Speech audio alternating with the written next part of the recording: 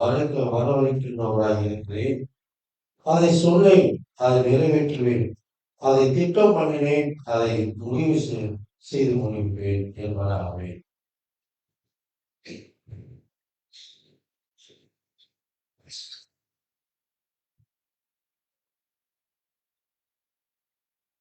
நாம் வாசிக்க திட்டமிடுதல் தீர்மானித்தல் தலைப்பில் அமர் சொல்றார். வேற சொல்றேன்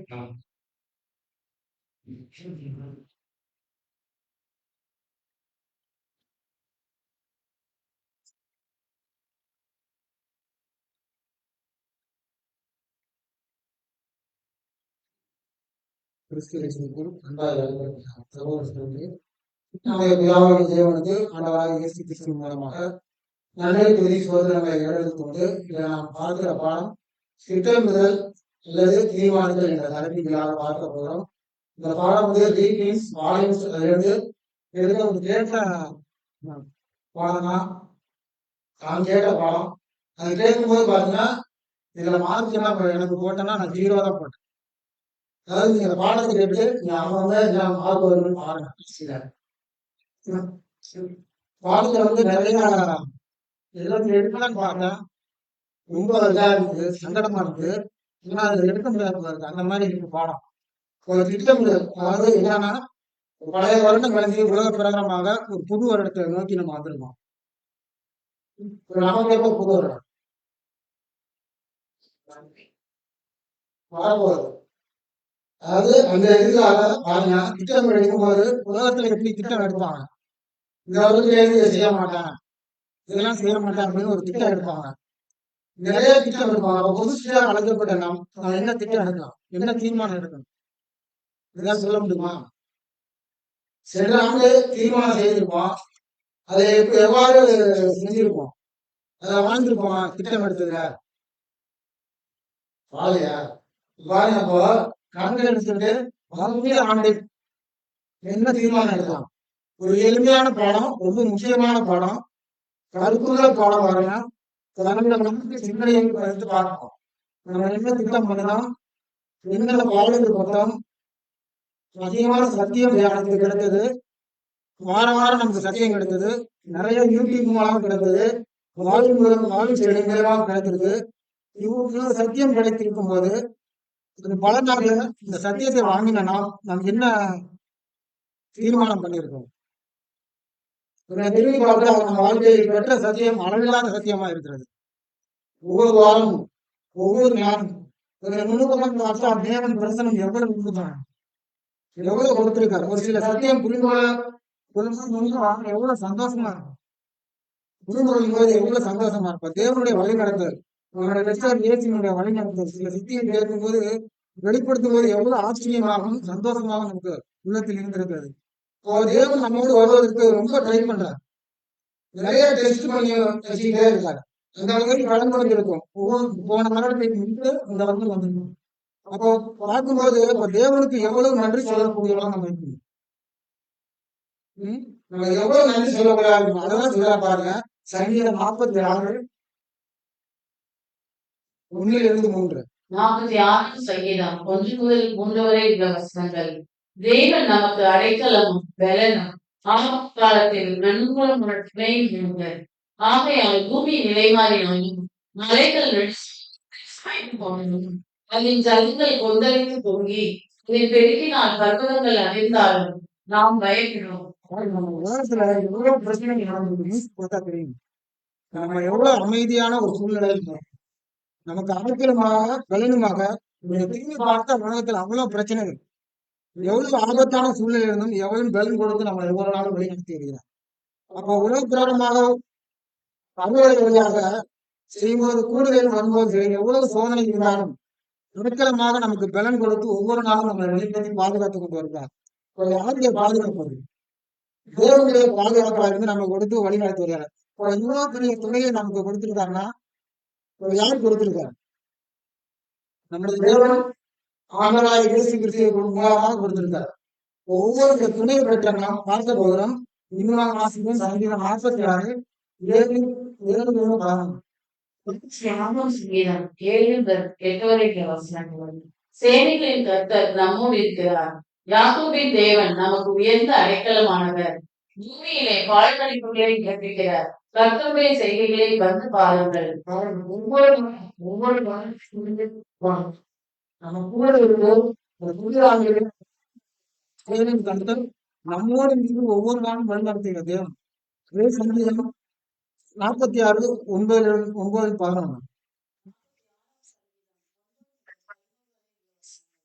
அவர் பூமியில் கரைமுனை விட்டும் யுத்தங்களை ஓடி பண்ணுகிறார்.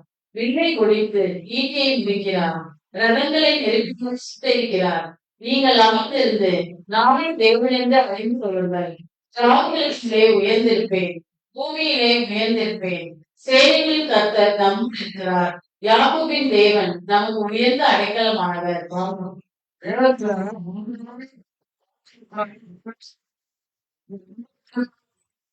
ஒரு ஆச்சரியமான காரியம்.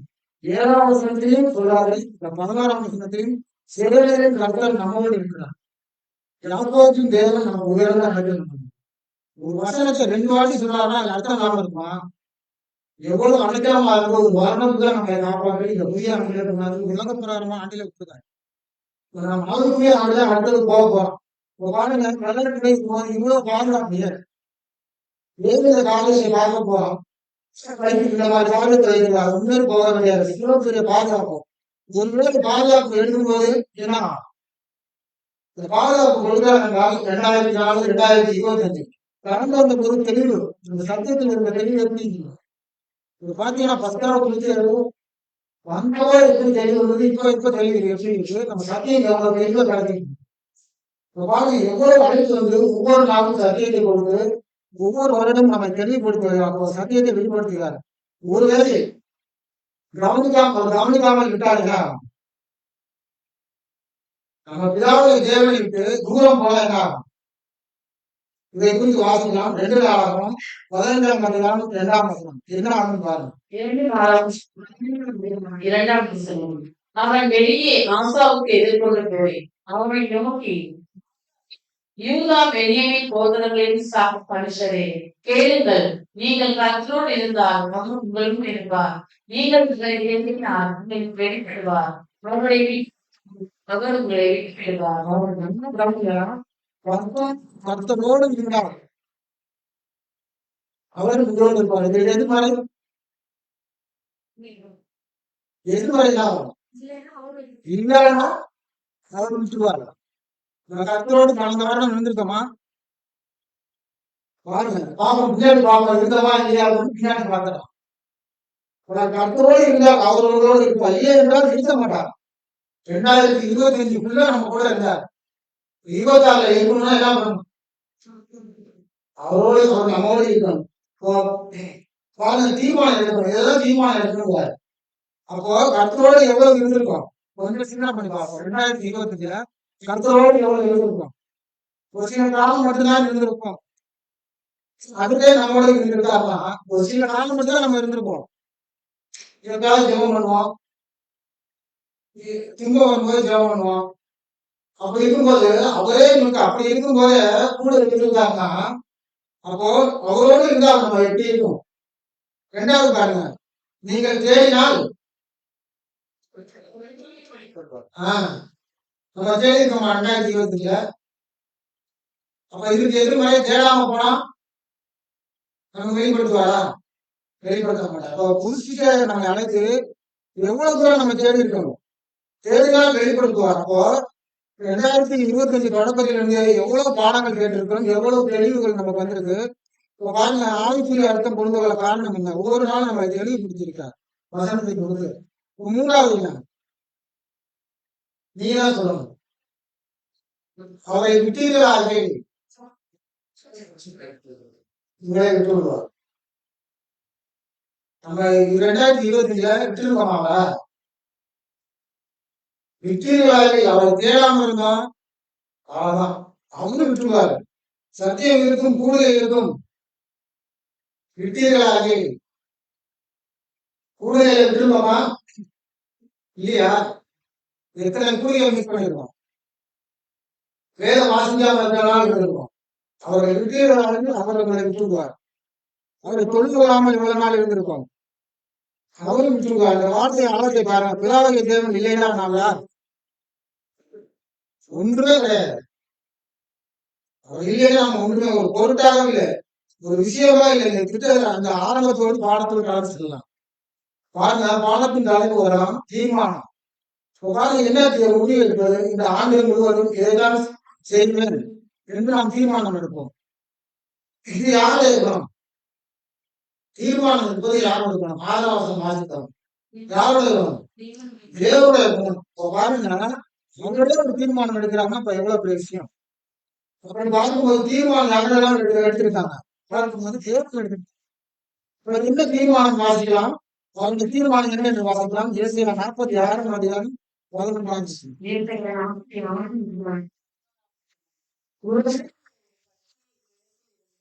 என் ஆலோசனையை நிறைவேற்றும் மனுஷனை தூர நேரத்திலிருந்தும் வரம் இருக்கிறவராய் இருக்கிறேன். அதை சொன்னேன், அதை நிறைவேற்றுவேன், அதை திட்டம் பண்ணினேன், அதை செய்து முடிப்பேன். தேவன் அவர் பிதாவுக்கு தேவன் யாரு? அம்பிகாமே ஜீவன் உள்ளவர், சர்வ வல்லமை உள்ள தேவன். அவர் திட்டம் பண்ணணுமா? நம்மள்கிட்ட வந்து தேவையே கிடையாது. அவர் சொன்னா அதுவும் அவர் கட்டளையில நிற்கும். அவங்களே பாருங்க திட்டம் பண்றார். அப்படியாப்பட்டவர்களே பண்றாமா? அதை செய்யலாமா விடலாமா? செய்யுமா விடலாமா? அவரே திட்டம் பண்ணியிருக்காரு. நிச்சயமா நம்ம செய்யணும். இப்ப பாருங்க, என்ன அவர்னா எல்லாமே அவர்தான். அவர்தான் பெரியவர். அவர் செய்யற அவர் ஒன்றுமே ஒரு நாள் கூட அந்த காரியம் ஒன்றுமே இல்லை. அவரே திட்டம் பண்ணிருக்காங்க. வேலை திட்டம் பண்ணா செய்யணுங்கிறாங்க. அப்போ திட்டத்தை தியானிக்கும் ஒரு உலகத்தை சிருஷ்டிப்பதற்கு திட்டம் பண்ணிருக்காரு. இந்த உலகத்தை எப்படி சிருஷ்டிக்கணும்னா ஒரு நட்சத்திரங்களை சிருஷ்டிப்பதற்கு திட்டம் பண்ணிருக்கிறார். அப்போ மனிதனை இப்படிதான் உருவாக்கணும். உடல் எண்ணத்தில் இருந்தது, அவருடைய எண்ணத்தில் அது உருவானது இந்த மாதிரி திட்டங்கள். பாருங்க, ஜனங்களுக்கு மனுகளுக்கு அனுப்பும் அந்த திட்டத்தை செயல்படுத்துகிறார். நம்முடைய பிதாவாகிய தேவன் சொன்னதை செய்யறாங்க முடியாது. கரெக்டா செஞ்சார். இந்தியா வரைக்கும் அது கரெக்டா நடந்துட்டு இருக்கு. அப்போ பாருங்க, பிதாவாகிய தேவன் திட்டம் பண்ணார், அதை செஞ்சார். பெற்றோர் யாராவது திட்டம் பண்ணிக்காங்களா? சொல்ல முடியுமா அவங்களால? ரெண்டாவது ஆண்டவராகிய இயேசு கிறிஸ்து என்ன பண்ணார்? திட்டம் பண்ணிருக்காரு. தீர்மானம் எடுத்தாரா இல்லையா? இயேசு என்ன திட்டம் பண்ணினார்? ஏதாவது சொல்ல முடியுமா? பாருங்க, எல்லாம் பரலோகத்தில் இருக்காங்க. கரெக்டா சொன்னீங்க, கரெக்ட் தான். தூதர் இயேசு கிறிஸ்து இருக்காங்க. யாரை நான் அனுப்புவேன் என்கிறார். கேட்கும்போது என்ன திட்டம் பண்ணியிருக்கார்? கண்டிப்பா பாருங்க, ஒவ்வொரு எல்லாமே திட்டம் தான். ஒவ்வொரு திட்டம் பண்ணியிருக்காங்க. நாம் எவ்வளவு திட்டம் பண்ணிருக்கோம்? ரொம்ப முக்கியம், அவசியம். பாருங்க, புரியுது. அவங்க இயேசு கிட்ட என்ன இருக்கும்? வசனம் வாசிக்கலாம். ஏசாயா 6 அதிகாரம் 8 வசனம். நான் அனுப்புவேன், அவர்களுடைய சத்தத்தை கேட்டேன், அதற்கு நான் இரவு அழியேன் என்னை அனுப்பும் என்றேன். என்ன திட்டம் பண்ணிருக்கார்? என்ன தீர்மானம் அவருக்கு தெரியும். அதுக்கு அப்புறம் இதுதான் அவருக்கு எல்லாமே தெரியும். இதை என்ன அவர் திட்டம் பண்ணிருக்கார்? வசனத்துக்குள்ள திட்டம் என்பது இல்லை, ஆனா திட்டம் பண்ணியிருக்கார். இந்த வசனத்துக்குள்ள குழு ஏதாவது சொல்ல முடியுமா? வசனத்தை தாண்டி யோசிக்கணும். இப்ப இயேசு என்ன கிழமையில வரார், மனுஷனாக வரார். எல்லாம் அவருக்கு தெரியும். என்ன திட்டம் பண்ணிருக்காரு? ஏதாவது சொல்ல முடியுமா?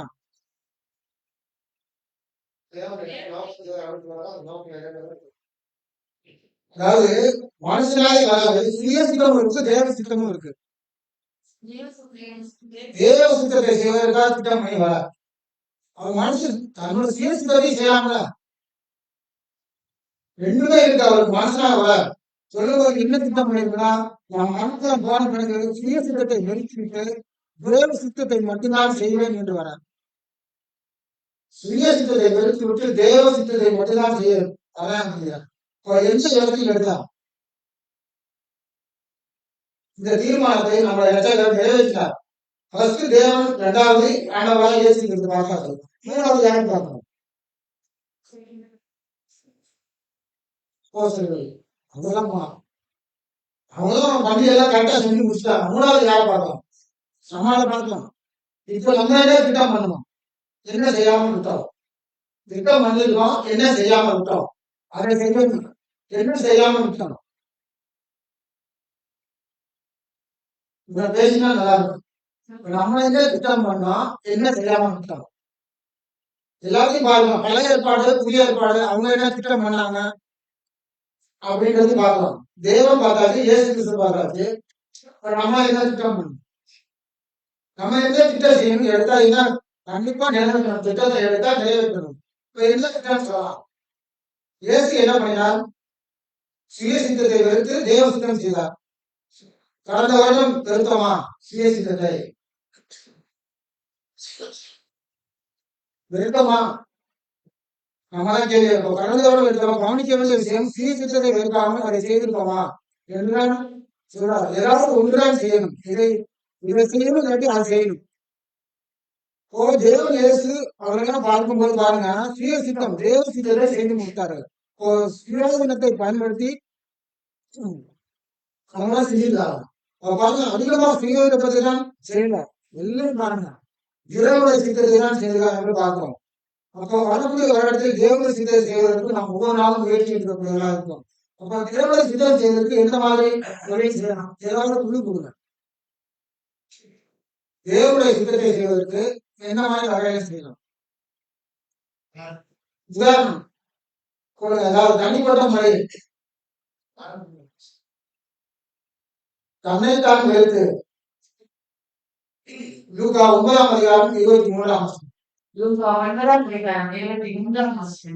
பின்பு அவர் எல்லாரையும் நோக்கி, ஒருவன் என்னை என் பின்னே வர விரும்பினார், அவன் தன்னைத்தான் வெறுத்து தன் சிலுவை அனுதினமும் எடுத்துக்கொண்டு என்னை பின்பற்ற கடவன். பாருங்க, பிதாவாகிய தேவன் திட்டம் பண்ணினார், அதை செய்து முடித்தார். ஆண்டவராகிய இயேசுவின் திட்டம் பண்ணினார், அதை செய்து முடித்தார். நமக்கு என்ன திட்டம்னா, நமக்கு சிறுவை எடுத்துக்கொண்டு செலவுங்கிறார். அப்ப தேவ சித்தம் செய்யணும்னா சிறுவை எடுத்துக்கொண்டு அனுதினமும் பின்பற்ற வேண்டும்ங்கிறார். இப்ப இதுதான் தேவன் திட்டம் பண்ணியிருக்கா, உலகத்தை சிருஷ்டித்தா, இயேசு திட்டம் பண்ணினார், அதை செய்து முடித்தார். நமக்கான தீவிரையை கொடுத்து பெருமாள் சிறுவையில சிறுவை தீர்த்தார். நம்ம எடுக்க முடியாதா, அந்த திட்டத்தை நம்ம எடுக்க முடியாதா, அவரே ஒரு திட்டத்தை கொடுக்கிறார். அதான் 9:23 சொல்லு, தன்னைத்தான் இருக்கணும். இப்ப ரெடியா இருக்காங்களா, ரெடியா இருக்கோமா, அனுதினம் எடுத்துக்கொண்டு என்னை பின்பற்றுவாங்க வாக்கு பண்ணுங்க அப்படிங்கிறார். இந்த வார்த்தைக்காக தான் இந்த பாடலை கொடுத்திருக்காரு. இப்ப தீர்மானத்தின் கருத்து பார்ப்போம். இவ்வளவு நேரம் பார்த்தாச்சு. இப்ப தீர்மானத்துடைய கருத்து பார்ப்போம். ஏதாவது தீர்மானம் எடுத்துருப்போமா, நாம் எடுத்த முதல் தீர்மானம் எது, இதான் சொல்ல முடியுமா, நாம் எடுத்த முதல் தீர்மானம் எது, சத்தமா சொல்லுங்க. உடன்படிக்கை. உடன்படிக்கை செய்யும் போது எடுத்த தீர்மானம் என்ன, என்னுடைய சுய சித்தத்தை எடுத்து தேவ சித்தத்தை செய்ய வருகிறேன்னு சொன்னான். செஞ்சோமா, நமக்கு தெரியும், அந்த டேட்டு தெரியும் என்றைக்கு நம்ம உடன்படிக்கை செய்தோம் என்று. அன்றைக்கு இருந்து ஒன்று தீவிர பயன்பக்தி, வைராக்கியம், பயம், தேவனுடைய அன்பு, சகோதர அன்பு இன்றைக்கு இருந்தாங்க. கொஞ்சம் சின்ன பண்ணிக்கலாம். இதாவது தேவன் சொன்னாலும் செஞ்சார், இயேசு சொன்னாலும் செஞ்சார். இன்னைக்கு நம்ம உடன்படிக்கை பண்ணியிருக்கோம், சிறிய சின்னத்தை வெறுத்திருக்கோம். எந்த அளவுக்கு வெறுத்திருக்கோம், எவ்வளவு பயங்கரமா இருக்காங்க. அந்த டேட் இங்க எவ்வளவு வைராக்கியம், எவ்வளவு பக்தி யோசனை பண்ணி பார்க்கணும். இப்ப நம்ம யார், நம்ம யாருங்க, தேவனுடைய பிள்ளைகள். தேவனுடைய பிள்ளைகளாக சுதந்திரங்களாக கூப்பிட்டுருக்காங்க. அதாவது தேவன் உடல் சுதந்திரங்கள். அப்ப இயேசுக்கு அப்பா ஒரு மாதிரி பிள்ளை ஒரு மாதிரி இருக்குமா, அப்பா ஒரு மாதிரியும் பிள்ளை ஒரு மாதிரி நடக்குமா, நிச்சயமா நடக்கும். அவர் எப்படி இருந்தாலும் அதே மாதிரி நம்ம நடக்கும். இப்ப நம்ம வாழ்க்கையை எடுத்த முக்கியமான திருமணம் அதே நம்மளால கடைபிடிக்க முடியாதா, அப்ப கடைபிடிக்க முடியாது. அப்பதான் ஏன் தீர்மானம் எடுத்தீங்க அப்படின்னு கேட்கிறார். அதான் பாடத்துக்கு முன்னாலே சொன்னாங்க, செய்வார்னு பார்க்க எனக்கு. அப்ப ஏன் தீர்மானம் எடுத்தீங்க, வேளாண் புதன் கேள்வி கேட்கிறார். தெரியுதுல எல்லாத்தையும் சுயசித்தத்தை எடுத்து வரேன்னு சொல்லிதான் வந்தீங்க, கடைபிடிக்கணும்னா அப்ப என்ன அர்த்தம் அப்படிங்கிறார். அப்போ 2வது தீர்மானம் எடுத்து எல்லாம் சேர்ந்து உடன்படிக்கை மாதிரி 2வது ஒரு தீர்மானம் எடுத்த. என்ன தீர்மானம், எல்லாம் சேர்ந்து எடுத்தோம். அவருடைய சித்தத்தை செய்யறோம். கரெக்டா சொல்லுவாங்க. சொல்லுங்க. ரெண்டாவது தீர்மானம் ஃபர்ஸ்ட் அனுசரிக்க. அப்ப என்ன தீர்மானம் எடுத்தோம்? இந்த வருடம் லாபம் எப்போ வருது? மார்ச் 31. போனாடி போயில பாருங்க. நம்ம அந்த மார்ச் 31 மாலை சேர்ந்து அதை கை வைக்கணும். என்ன மனநிலையில சொல்லுங்க. நம்ம சொல்ல இன்னொரு வாய்ப்பு அப்படின்னு கையில போறேன். தேவனுடைய சரீரம் சிந்தப்பட்ட ரத்தம் கை வைக்கலாம் அப்படின்னு சொல்லுவோம். வேற என்ன சொல்லலாம்? வேற என்ன சிந்தனையில வைப்போம்? என்ன தீர்மானம் எடுப்போம்? என்னுடைய பலியின் ஜீவத்தை கரெக்டா செய்வேன். போன வருடம் கொஞ்சம் கஷ்டமானது, இந்த வருடம் கரெக்டா செய்வேன் அப்படின்னு வைப்போம். புது வருடம் தொடர்பு வேற ஏதாவது சொல்ல முடியுமா? எதுக்காக நம்ம ஃபர்ஸ்ட் அனுசரிக்கணும்? மைய கருத்து என்ன? ஒரு புதுசாக நடக்கப்படுற நமக்கு கருத்தருடைய பஸ்தாவை எப்படி ஆசிரியக்கணும்? அதை அனுசரிக்கணும். ஏதாவது சொல்ல முடியுமா? ஏன்னா உலகத்தில் கூட சரீரத்தையும் ரத்தத்தையும் நானா புசிக்கல அப்படின்றாங்க. அதுலயே எங்களுக்கு பங்கு இருக்குன்னு சொல்றாங்க. அவர்களை போல நமக்கு கிடையாது. நமக்கு வித்தியாசம். அப்போ என்ன சொன்னா பாவம் முடிப்பா, அவங்களும் பாவம் மன்னிக்குதான்னு சொல்றாங்க. என்ன வித்தியாசம்? நம்ம எப்படி செய்யணும்? சரி, நம்ம இதை பார்த்து அனுசரிக்கணும். இப்ப பார்த்து சொல்லிடலாம். ஆனா இந்த இடத்துக்கு வந்துச்சுனாதான் திருச்சி இருக்கும். நம்ம ஏன் ஃபர்ஸ்ட் அனுசரிக்கணும்? ஒரு குழு பாருங்க, வலியின் ஜீவத்தை புதுப்பிக்க ஏதாவது சொல்ல முடியுங்களா? ஃபர்ஸ்ட் அனுசரிச்சு முக்கியமான காரணம். அதாவது இன்னைக்கு நைட் நம்ம பொழுது என்ன சொல்றோம்? என்ன ஒரு புதுசியா கரெக்டா வாழ்றாரு. ஒரு சொன்ன சத்தியத்தின்படி உடன்படிக்கை கரெக்டா செஞ்சு ஃபர்ஸ்டா கரெக்டா அனுசரிச்சு பின்னாடி சொல்ற விஷயத்தெல்லாம் கரெக்டா கடைபிடிச்சு வாழ்ந்தாங்கன்னா என்ன ஆவார்? இமைப்பொழுதே மனமும் ஆகும். அதாவது இங்க பாருங்க, என்ன என்று அவர் கேள்வி நிலைமைக்கு போயிடுவார். அதுக்காக தான் முன்னாள் இருக்கார். கேஸ் தனக்கு போக போறோம். அதற்காக தான் ஃபர்ஸ்ட் அனுசரிக்கிறேன். மற்ற உலக ஜனம் மாதிரி அவங்க செய்யற மாதிரி இல்லாம பாவத்துல போடுறதுக்கு எந்த இதுவுமே கிடையாது. சரீரம் ரத்தம் அந்த இதெல்லாம் கிடையாது. நமக்கு அந்த கேள்வி நிலைக்கு போகணும். உடனே முதல்ல அந்த எடுத்து தீர்மானம். போன வருடம் இருந்த பணத்துக்கு அதே பக்தி நாம் செய்வோமா? இந்த ஃபர்ஸ்ட் அனுசரிக்கிறோமா? இருதயத்தின் நிலை பரிசுத்தம், தேவ பயம், நடுக்கம். இந்த நடுக்கம் இருக்கணும், பயம் இருக்கணும். எடுத்த முடிவு ஒரு வருடம் இருக்கணும்ங்கிறார். உங்களுக்கு மட்டும் இருக்கிறது இல்ல, ஒரு வாரம் மட்டும் இருக்கிறது. ஒவ்வொரு வினாடியும் இருக்குது சகோதரன் சொல்ற. பாருங்க, அதுக்கப்புறம் என்ன ஆகுனா ஒவ்வொரு நாளும் கம்மியாகிட்டே போகுது நம்ம எடுத்த முடிவுகள். எல்லாம் சேர்ந்து எடுத்தது முதல் ஞானஸ்தானம். ரெண்டாவது என்ன? பஸ்கா. எல்லாரும் சேர்ந்து ஞானஸ்தானம் நடத்துவாங்க. ஆட்சியில போய் எல்லாம் சேர்ந்து நிற்பாங்க. அடுத்தது பஸ்கா பண்டிகை. அவ்வாறு எடுத்து சேர்ந்து கடைபிடிக்க என்றால் என்ன அப்படியே விட்டுடலாமா? இப்ப என்ன செய்யணும்? அதே பயபக்தி எப்போதும் காணப்படணும். இந்த விஷயத்தை குறித்து ஞானஸ்தானம் பிளஸ் பஸ்கா இன்னைக்கு மட்டும் செய்யணும். பாருங்க, வீட்டின் என்ன பண்ணலாம், அனுதினமும் செய்யணுங்கிறார். ஒரு புது சிருஷ்டி என்பது உடன்படிக்கை செய்து முடிவில் பரிசு என்பது கிடையாது அப்படிங்கிறார். ஒரு புது சிருஷ்டி என்பது உடன்படிக்கை செய்து முடிவில் பரிசு என்பது கிடையாது. அப்புறம் தேவனுடைய சித்தத்தை நாள்தோறும், வாரந்தோறும், மாதந்தோறும், வருடந்தோறும் விடாமுயற்சியில் செய்வதை பரிசு இருக்கிறார். இப்ப நாள்தோறும் செய்யலாம். நாம இன்னைக்காவது ஜெபம் பண்ணிடுவோம். காலையில எழுந்திரிச்சு ஜெபம் பண்ணுவோம். மாதத்துக்கு ஒரு நாள் 41 மாசம். வருடம் அதுவும் வருஷம் பிறகு சொல்லி வந்துடும். விடாமுயற்சி செய்யலாமா? அப்பதான் பரிசு. விடாமுயற்சி செய்யுங்கிறார். பரிசு நாள்தோறும் செய்யுங்கிறார். பாருங்க, விடாமுயற்சி செய்வர்கள் அந்த பரிசை பெற்றுக் கொள்வாங்க. ரொம்ப கஷ்டமா இருக்கு. சபை கூடியைக்கு வருவோம், பரிசுத்தோடு செல்வோம், பரிசுத்தமா இருப்போம், முடிவெல்லாம் எடுப்போம். இங்கிருந்து போனவுடன் எல்லாத்தையும் மறந்துடுவோம். கேட்ட சத்தியங்கள்லாம் இங்க இருந்து சமயத்தில் இணைய சேர்த்தான் சொல்றேன். எல்லாம் மறந்துடும், அப்படியே மறந்துடும். இப்ப பாருங்க, அதைதான் சொல்றார். அப்படி தீர்மானம் எடுக்கக்கூடாது. எடுத்த தீர்மானம் விடாமுயற்சிகள், ஒவ்வொரு வினாடும் ஒவ்வொரு நிமிடமும் இருக்கணுங்கிறார்.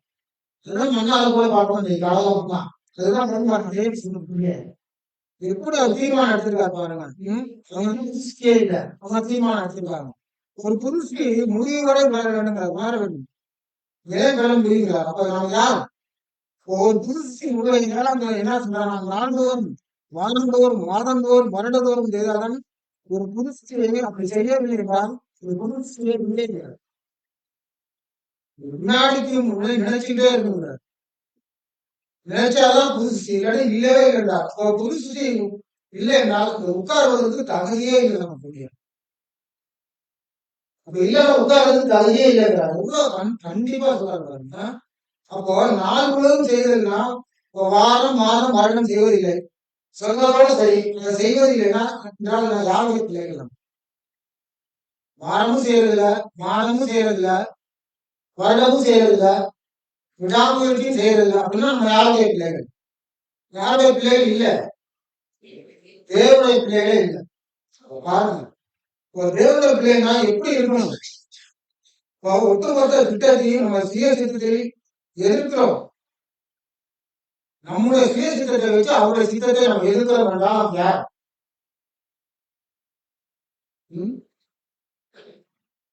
நம்மளே சிந்தனை பண்ணலாம். அப்போ யாருடைய திட்டத்தை தேவன் எதிர்க்கிறோம் என்றால் அந்த திட்டத்தோடு வாங்கப்பான்னு சொன்னா, திட்டத்தை எதிர்க்கிறோம் என்றால் எவ்வளவு பெரிய எதிர்ப்பு.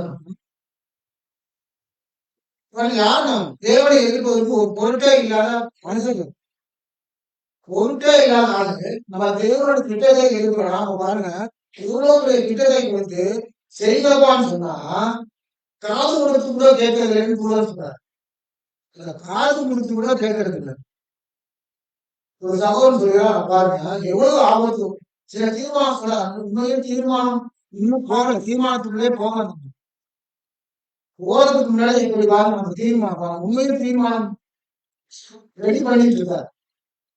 தீர்மானத்துக்கு போறதுக்கு இப்ப நம்ம தயார் பண்ணிட்டு இருக்காரு. இப்ப ஏன் சில தீர்மானம் பார்க்கலாம். ஒரு சிந்தனை என்ன மாதிரி சோதனை வந்தாலும் ஒரு மன்னிக்கிற பணம் நம்மகிட்ட இருக்குன்னு வச்சுக்கோங்க. அது 1 மாதம் இருக்கு, 2 மாதம் இருக்கு, 3 மாதம் இருக்கு. அப்படின்னா என்ன ஆகும்?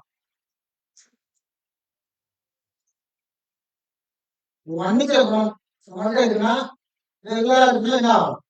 பழகி விடுங்க, பழக்கமாக சந்தோஷம் தான் பழகணும். ஆனா அதை வீட்டு மேல போகக்கூடாது அப்படிங்கிறார்.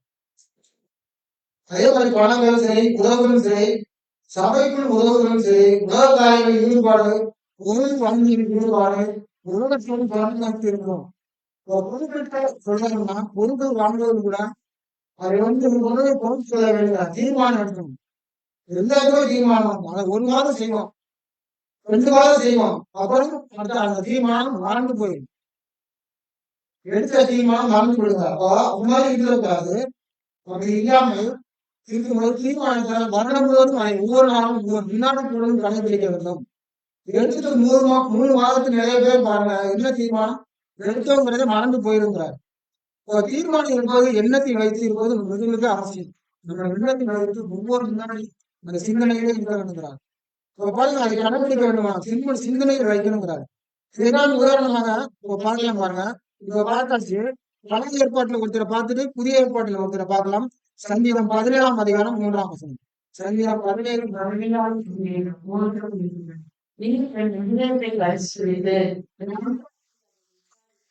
என்னை குறித்து பார்த்து காரணம் இருக்கிறேன். என் வாழும் வினாட கிடைக்கும் தீர்மானம் அந்த வாய்ப்பே கிடையாது. கடைசியில பாருங்க, வாய் மீறாதபடிக்கு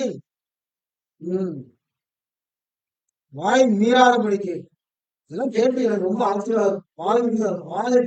வாசனை காவல் வைங்கிறார். என் வாயின் வார்த்தைகளும் என் இதயத்துக்கு யாராவும் ஒரு சமூகத்தை பிரியமாயிருப்பதா. மீறக்கூடாது தீர்மானம். நம்ம தீர்மானம் எடுக்கிறது, அவரே எல்லாத்தையும் எழுதி வச்சுட்டார். நம்மலாம் எடுக்க மாட்டோம்னு சொல்லிட்டு அவரே எழுதி கொடுத்துட்டாரு, இந்த மாதிரி தீர்மானம் இருக்குங்கப்பா அப்படின்னு.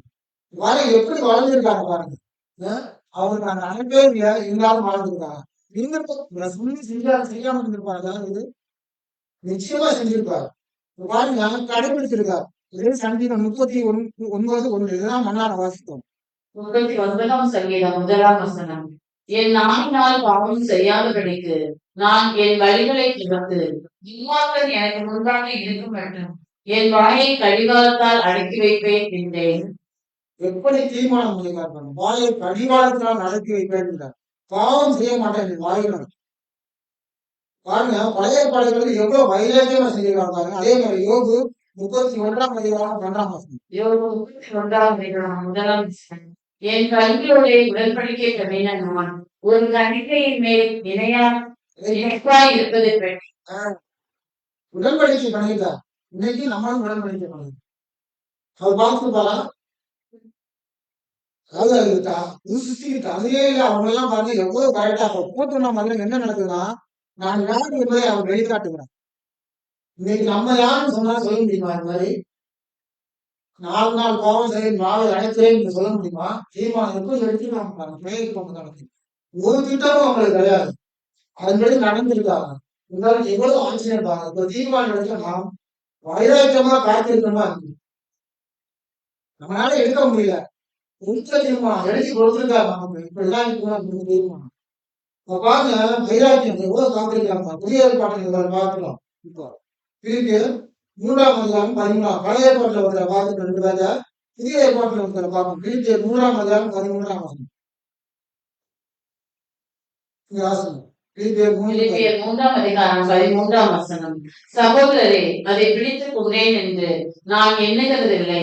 ஒன்று செய்கிறேன், பின்னரவைகளை மறந்து முன்னானவைகளை நாடுகிறேன். திட்டமும் தீர்மானம் தான். அவர் திட்டம் பண்ணியிருக்காரு, தீர்மானம் செஞ்சிருக்காரு. என்ன செய்திருக்காரு? இலக்கை நோக்கி தொடர்கிறார். கரெக்டா செய்தார். என்ன செய்தார்? தீர்மானம் எடுத்தார். பந்தய பொருளுக்காக இலக்கை நோக்கி தொடர்கிறார். கவனமா பாருங்க. பின்னானவர்களை மறந்து முன்னானவர்களை நாடு. என்ன பின்னானவர்கள் முன்னானவர்கள்? அதான் சொல்ல தீர்மானம் ஒரு வேலை இருந்து விட்டார். பாருங்க, பிலிப்பியர் 3ஆம் அதிகாரம் 14. பிலிப்பியர் 3ஆம் அதிகாரம் 14ஆம் வசனம். கிறிஸ்து இயேசுவுக்குள் தேவன் அழைத்த வரம் அழைப்பேன் வெற்றி பொருளுக்காக எனக்கு நோக்கி தொடர்கிறேன். பாருங்க, முன்னாடி என்ன சொன்னாரு?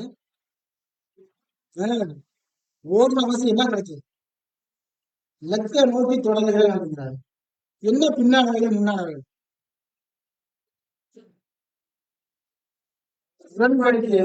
உடன்படிக்கைக்கு முன்னாடி இந்த வாழ்க்கையை கொண்டாந்து திரும்பி இங்க வாழக்கூடாது. உடன்படிக்கைக்கு அப்புறம் நம்ம நடக்கக்கூடிய வாழ்க்கை வேற மாதிரி இருக்கும். முன்னாடி நாடு ஓடணும். இதுதான் சொல்றாரு. இந்த ஓன மாசம் அவங்களுக்கு அந்த பரிசு கிடைச்சிருக்கு. சரி, இப்போ ஒருவேளை விழுந்துட்டா என்ன பண்ணலாம்? ஒருவேளை நம்ம இந்த தீர்மானத்தெல்லாம் பண்ணிருக்கோம், எழுதி நமக்கு கொடுத்துருக்காரு. ஒருவேளை நம்ம விழுந்துட்டோம், என்ன பண்ணுவாங்க? நீதிமொழிகள் 24ஆம் அதிகாரம் 14ஆம் வசனம். நீதிமொழிகள் 24ஆம் அதிகாரம் 14ஆம் வசனம். நீதிமான் எழுதியவன் எழுந்தாலும் திருவள்ளும் எழுந்திருப்பான். நீங்களே உணர்ந்து நினைப்பார்கள். நீதிமான் என்று தேவனுக்கும் கிறிஸ்துவுக்கும் நிச்சயமாக தெரியும். நம்ம ஒரு தடம் விழுந்தாலும் வராது, 2 தடம் விழுந்தாலும் வராது. எத்தனை தரம்? 7 தரம் விழுந்தாலும் திரும்பவும் எழுந்திருப்பான். எழுந்தரணும், உடனே எழுந்திரணும். துன்மார்க்கனா நம்ம ஆயிரக்கூடாது. நமக்கு திட்டம் தீர்மானம் கொடுத்திருக்காரு. 7 தரம் விழுந்தாலும் முன்னே நான் சொல்லியிருக்காரு, 7 தரம் விழுவான். நீதிவான் நிச்சயமாக விழுவார்கள். விழுவக்கூடிய சூழ்நிலை தான் நம்ம அமைச்சிருக்கோம். விழுந்தாலும் எழுந்திருங்கிறார். அப்ப பாருங்க, கண்டிப்பாக எழுந்துடும். நான் திரும்பி எழுந்துடுவேன். பாருங்க, வேதத்தை வாசிப்பேன் என்று தீர்மானம் எடுக்கிறோம். வாசிக்க முடியுதா? முடியவில்லை. சபைக்கு வரணும்னு முடிவு பண்றோம், வர முடியல. ஆனா விழுந்தாலும் திரும்பி எழுந்துடணும். திரும்ப எழுந்து வரணும், மறந்து விடக்கூடாது. ஒவ்வொரு நாளும் நம்மளை புதுப்பித்து திரும்பி திரும்பி எழுந்து வரணும். அதனால சொல்றார் நீதிமொழிகள் 20ஆம் அதிகாரம் 21ஆம் வசனம். நீதிமொழிகள் 21ஆம் அவர்களுக்கு கிடைத்த சுதந்திரம் முடிந்த ஆசீர்வாதம் பெறார். பாருங்க, இதை நம்ம எந்த விதத்தை படிப்போம், எல்லா தீர்மானம் நம்ம எடுப்போம். ஒரு ஞானஸ்தானம் சரி, ஒரு உடன்படிக்கையும் சரி, உடனே தீர்மானம் எடுப்போம். எடுத்து எவ்வளவு நேரம் எடுப்போம்? ஒரு வாரம், ஒரு 10 நாள் வச்சுங்க எடுப்போம். உடனே ஒரு பரிசை கொடுத்துட்டா என்ன ஆகும்? அதான் ஆரம்பத்துல உடனே வந்து துரிதமாய் கிடைக்கிற சூழ்நிலை ஆசீர்வாதம் தராது. இறுதி வரை நிலைநிறுத்தணும். ஒரு 4 நாள் கடைக்கு வைப்போம். அதை பார்த்து பரிசு கொடுத்து விடலாமா? சொல்லக்கூடாது. துரிதமா அதாவது ஆசீர்வாதம் வராது. எவ்வளவு பழக வைக்கிறா பாருங்க. தீர்மானம் செய்ய நம்மளால முடியாது. திரும்பி எழுந்து நம்ம கடைபிடிக்க வேணும். இருந்தாலும் தீர்மானத்தை ஒவ்வொரு நாளும் நம்ம எழுந்து கடைபிடி. இவ்வளவு நேரம் பாடம் இன்ட்ரோடக்ஷன் தான் பார்க்கணும். எவ்வளவு நேரம் பார்க்கணும்? இந்த பாடத்துக்குள்ளேயே போல. இப்பதான் பாடத்துக்குள்ளேயே போகணும். பாருங்க, தீர்மானம் என்ன புரியுதுங்களா? புரிஞ்சுக்கிட்டோமா? தீர்மானம் என்றால் என்ன? பிதாவாகிய தேவன் தீர்மானம் பண்ணினா செஞ்சார். இயேசு கிறிஸ்து தீர்மானம் பண்ணினா செஞ்சார். நம்மளே தீர்மானம் நம்மளாம் பண்ண முடியாத வாசி. தேவனும் இயேசு சேர்ந்து தீர்மானத்தை எழுதி கொடுத்தாங்க நமக்கு. அதை செய்யப்பான்னு சொன்னா மாதம், வருடம், நாள் முழுவதும் வினாடி முழுவதும் செய்யணுங்கிறார். அதை செய்ய தவறுனால் நீதிமான் விழுவான் தான். விழுந்தாலும் திரும்பி எழுந்துச்சு திரும்பி அதை செய்யணுங்கிறாரு. இப்ப பார்க்கலாம் எவ்வளவு வாய்ப்பு கொடுத்துருக்காரு நமக்கு. 7 தரம் இருந்தாலும் திரும்பி அந்த தீர்மானத்தை திரும்பி செஞ்சிடணுங்கிறாரு. இப்ப தீர்மானம் பார்க்கணும். 6 தீர்மானம் பார்க்கணும். அதுல ஃபர்ஸ்ட் என்ன? ஜெபம். ஜெபம் என்றால் என்ன? தவறு. தேவன் தான் நம்மள்கிட்ட பேசுறாரு. நம்ம அவர்கிட்ட விண்ணப்பத்தை வைக்கிறோம். இப்போ விண்ணப்பத்தை வைக்கணும்னா சொல்லும் போது சரி எப்ப எல்லாம் பண்ணலாம்? விண்ணப்பம் ஜெபம் எப்ப எல்லாம் பண்ணலாம்? இடைவிடாமல் பண்ணலாம். சரி, இடைவிடாமல் ஒரு உதாரணம். அதாவது சகோதரர் என்ன சொல்றாங்க, ஆர்டிகல் 3 எடுத்துருக்காங்க. அதாவது ஒரு சகோதரர் என்ன பண்ணுவாங்க, 1 மணி நேரத்துக்கு ஒரு வாட்டி ஒரு அலாரம் வச்சுக்குவாங்க. அலாரம் வச்சுட்டு அந்த அலாரம் அடிக்கும் போதுதான் முட்டி போட்டு ஜெபம் பண்ண மாட்டாரு. அந்த 1 மணி நேரத்துக்கு ஒரு வாட்டி நீங்க செய்த ஈவுகளுக்காக நன்றி அப்பா அப்படின்னு ஜெபம் பண்ணிக்கிட்டே இருப்பாங்க. அலாரம் வச்சு செய்த தப்புகளுக்காக மன்னிப்பு இனி செய்ய மாட்டேன் 1 மணி நேரத்துக்கு ஒரு தடவை பண்ணிக்கிட்டே இருப்பாங்க. இயேசு இப்படி பண்ணினா 24 விடாமல் இடைவிடாமல் ஜெபம் பண்ணியிருக்காரு. அப்போ அவர் முக்கியமாக பண்ணல, மனசுல சிந்தனைகளை வச்சு பண்ணிட்டு இருக்காரு. அப்போ நம்ம வந்து ஜெபம் பண்றோமா? அதாவது நான் ஜெபம் பண்ணது என்னதான் சொல்றான்னு பார்க்கேன். அதாவது நம்ம முட்டி போட்டு அதாவது முட்டி போட மாட்டோம், ஜெபம் பண்ணுவோம். ஜெபம் பண்ணிட்டு கண்ணை கழிச்சு பார்த்தா 1 மணி நேரம் ஆன மாதிரி இருக்கும். ஆனா கடைசியில் எவ்வளவு நேரம் இருக்கும்? 1 மணி நேரமா இருக்குன்னு வச்சுங்க, 1.5 நிமிஷம் தான் ஆகிருக்கு நம்ம ஜெபம் பண்றது. 1.5 நிமிஷம் 2 நிமிஷம் வேற ரொம்ப அதிகம். அப்போ இயேசு கிறிஸ்து எப்படி தொடர்ந்து ஜெபம் பண்ணிருப்பார்? நமக்கு ஜெபம் பண்ணது போர் அடிக்கிற மாதிரி இருக்கு. நான் இவ்வளவு நேரம் பண்ணிக்கலாம் அப்படின்னு. இப்ப எப்படி பண்ணிருக்கலாம் பாருங்க. அப்போ அப்படின்னா என்ன இது? இல்ல இன்ட்ரெஸ்ட் இல்ல, இன்வால்வ் இல்ல அப்படின்னு சொல்லலாமா? காரணம் சொல்லும் போது என்ன சொல்றாருன்னா, உலக காரியங்களில் ஈடுபடும் போது அப்படிங்கிறார். அதிகமா உலக காரியங்களில் ஈடுபடுகிறோம். அதனாலதான் இந்த ஜெபம் செய்ய முடியல. உலக காரியம் அழுத்தது போட்டு நம்ம பாருங்க சகோதரர், ஜெபத்துக்கு போராட வேண்டிய இருக்குங்கிறார். ஜெபம் பண்ணுவதற்கு போராட வேண்டியதா இருக்கு. ஜெபம் பண்ண விண்ணப்பத்தை தேவன் வைப்பதற்கு ஒவ்வொரு நாளும் நம்ம போராட வேண்டிய இருக்குங்கிறார். அப்ப ஜெபம் எவ்வளவு முக்கியமான விஷயம். எப்படி பண்ணிருக்காரு? இடைவிடாமல் கிராமம் முழுவதும் ஜெபம் பண்ணிருக்காங்க. எப்படி பண்ணிருக்காரு? விண்ணப்பத்தை ஏற்படுத்திருக்கோம் தேவன்கிட்ட. அப்போ ஜெபத்தின் முதல் என்ன பண்ணுவோம்? பிதாவை கணம் பண்ணுவோம். இதற்கு முன்னாடி யார் கணம் பண்ணது? இப்போ பண்ணிட்டு இருக்காங்க அவங்க தேவ தூதர்கள், இடைவிடாமல் பண்ணிட்டு இருக்காங்க பரலோகத்துல. அப்ப பாருங்க, இதான் இயேசு. தூதர் இருக்காங்க. தூதர் என்ன பண்றாங்கன்னா ஒரு செகண்ட் கூட விடாமல் ஜெபம் பண்ணிட்டே இருக்காங்க. அதுக்கு அடுத்த நிலை யார்? தூதருக்கு அடுத்த நிலை யார்? நம்ம தான். புது சிச்சையாக அழைக்கப்பட்ட நாம் தான்.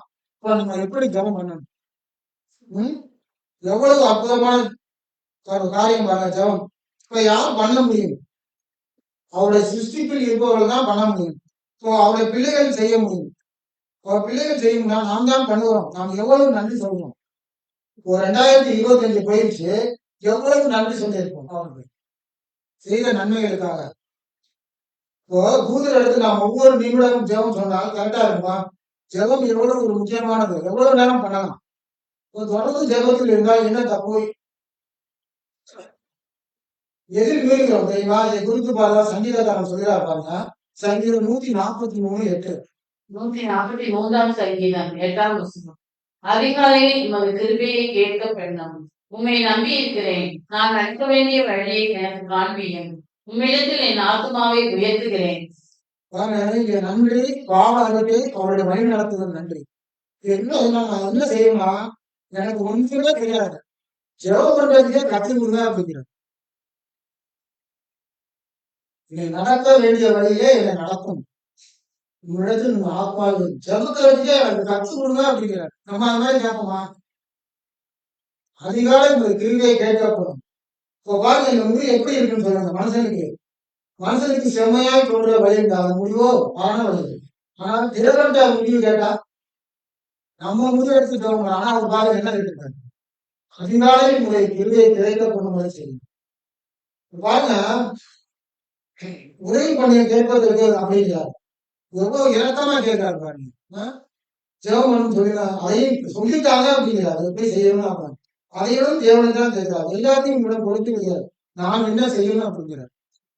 எல்லாத்தையும் உங்களை கொடுத்தாரு, நான் என்ன செய்யணும். நேரா போய் மன்னிங்க, என்னை வழிநடத்துங்க இருந்தா நம்ம வழிநடத்துங்க அப்படின்னு நம்ம சொல்லிடுவோம். நான் செஞ்ச தப்பெல்லாம் மன்னிங்க அப்படின்னு சொல்லுவோம். நான் அவர் எப்படி ஜெபம் பண்ணுறேன். அதே தான் சங்கீதம் 143:10. அவருடைய ஜெபத்தை பாருங்க. 143ஆம் சங்கீதம் 10ஆம் வசனம். உமது பிரியமான நீங்களே என் தேவன். உம்முடைய நல்ல ஆவி என்னை செம்மையான வழியிலே நடத்தும். காலை மதியம் இரவு மட்டும் கிடையாது. ஒரு பிரியமானது செய்ய எனக்கு போய் நீரே என் தேவன், நல்ல ஆவி என்னை செம்மையான வழியை நடத்துங்க. நான் முழுவதும் ஜெபசுதை ஒரு நிமிஷம் கூட விடாம ஜெபசுதையிலே இருக்கிறீங்க அப்படிங்கிறாங்க. என்னை செம்மையான வழியை நடத்துகிறாங்க. முதல் காணக்கூடிய ஒரு தீர்மானம் என்ன? முதல்ல என்ன தீர்மானம்? இரண்டாவது என்ன தீர்மானம் போனோம்? இந்த புதிய வருடத்திலே முதல் தீர்மானம் எடுத்துட்டோம். இனிமேல் ஜெபம் பண்ணுமா? எப்படி பண்ணலாம்? விடாமுயற்சியுடன் இடைவிடாமல் 1 மணி நேரத்துக்கு ஒரு வாட்டி ஆரம்பம் வச்சு ஜெபம் பண்ணலாம். தீர்மானம் ஃபர்ஸ்ட். ரெண்டாவது என்ன தீர்மானம் பண்ணலாம்? கரெக்டா இருக்கணும். மறந்துட்டீங்களோ? வேத வாசிப்பு. தேவனுடைய தியானம். வேதம்னா என்ன? தேவனுடைய மனசுதான் வேத வாசிப்பு. மனசு அந்த எழுதி வச்சுக்கிறார். இதுதான் பண்ணிருக்க திட்டம். அதுல இருக்கு. உங்களுடைய திட்டம் ஃபுல்லா இருக்கு. அதை காத்துக் கொள்ளுங்க. இந்த அற்புதமான திட்டம் எப்ப எல்லாம் வாசிக்கலாம். தேவனுடைய வசனத்தை எப்ப எல்லாம் வாசிக்கணும். ரொம்ப கஷ்டமா இருக்கும்போது வாசிக்கலாமா? துன்பம் வரும்போது வாசிக்கலாமா? நேரம் கிடைக்கும் போது வாசிக்கலாமா? எப்ப இடைவிடாம பாருங்க. நம்ம ஜெபம் பண்றது எப்படி பாருங்க. நானும் ஜெபம் பண்றதே சொல்றேன். காலையில ஒரு ஜெபம் பண்ணிட்டு ஒரு மன வாசிக்கல. அது காலையில கிடையாது. கரெக்டா எடுத்து இரவு ஒரு ஜெபம். இது ஜெபமா? நீ எப்படி பண்றீங்கன்னு தெரியல. இது ஜெபமா? இரவுல படுக்க முன்னாடி ஒரு இரவு வாசித்து ஒரு மனம், இரவு வாசித்து ஒரு ஜெபம், முடிஞ்சு ஜெபம். நம்ம ஜெபம் அப்படியா சொல்லியிருக்காரு?